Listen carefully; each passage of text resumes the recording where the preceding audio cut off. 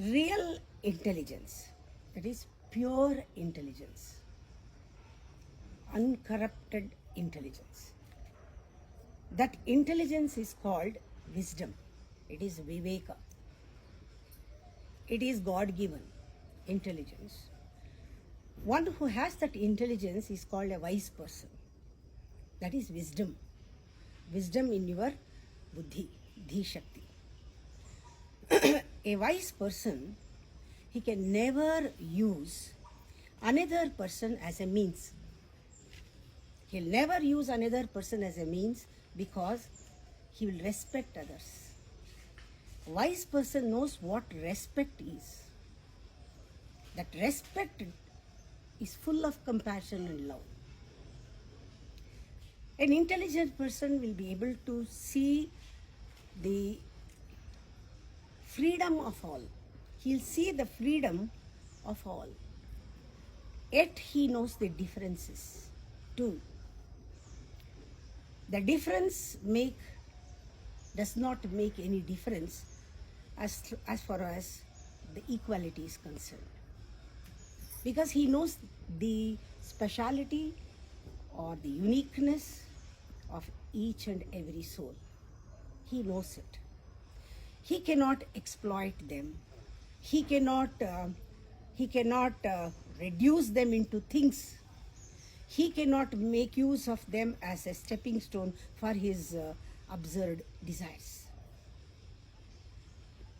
For this kind of intelligence, to know, to understand, to have that experience, you have to watch children.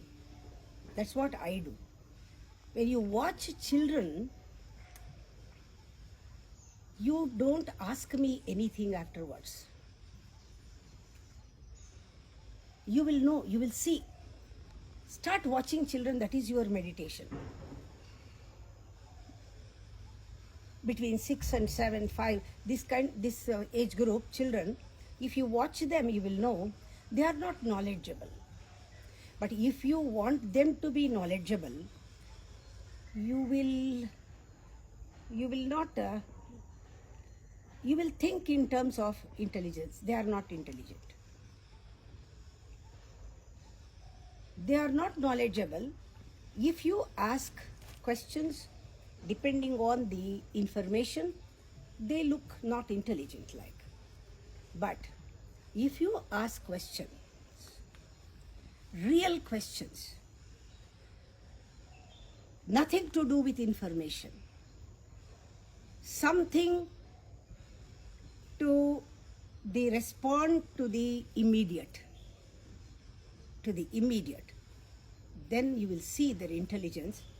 It is far, far more than what you are. But your ego won't accept it. It's not ready to accept that.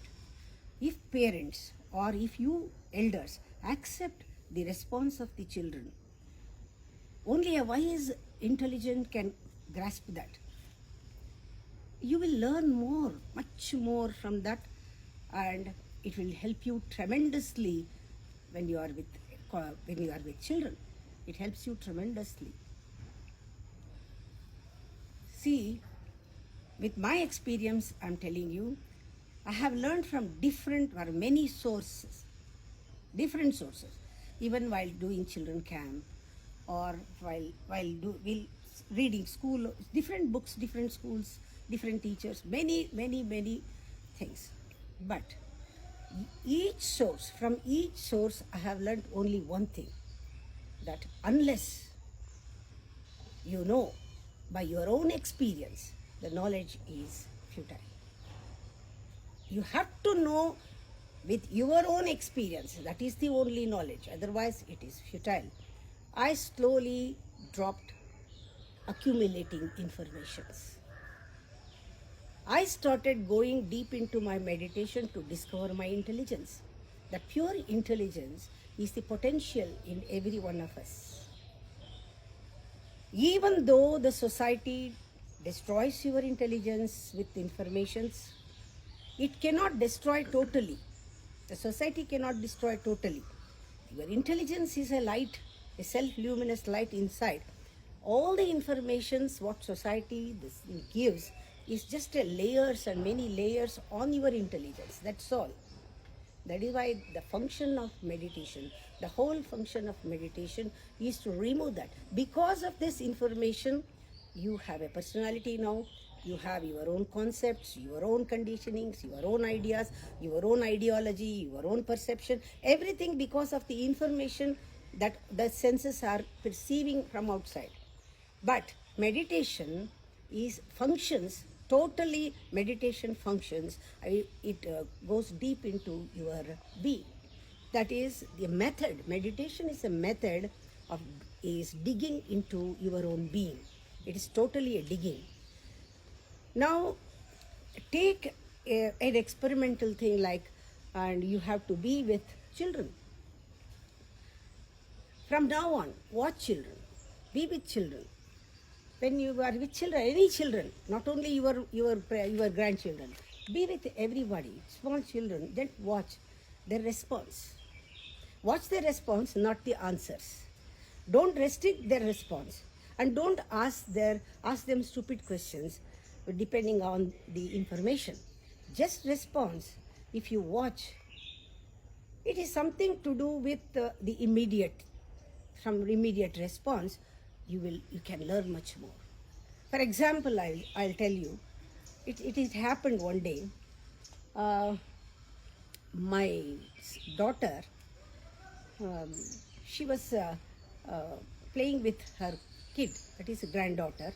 Granddaughter said, "So I have forgotten, I have to go to a play day today.